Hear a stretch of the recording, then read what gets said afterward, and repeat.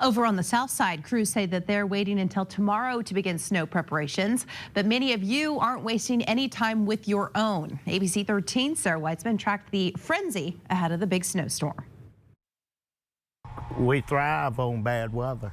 Sammy Mead at Dominion Hardware says they're prepared for Wednesday's snowstorm. We're just getting ready in case it turns bad like last week. Folks have been walking in and out of Dominion Hardware all day, ready to prepare for the snow that's supposed to hit here in Danville on Wednesday. And they've been buying things like ice melts, they've been buying snow shovels, but the thing Mead says they've been buying the most of are snow sleds.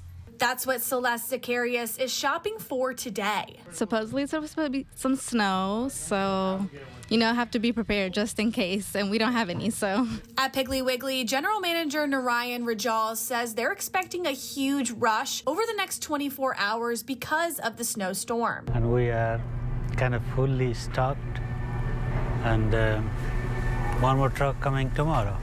The general manager says they have no problem with overstocking on waters and on milk, which are things that shoppers are buying a lot of today. But he says that there is one grocery item that is causing a bit of a headache for them during these times, and that's eggs. It's crazy to us be paying that much because we used to have eggs we taken for granted. They were like dirt cheap.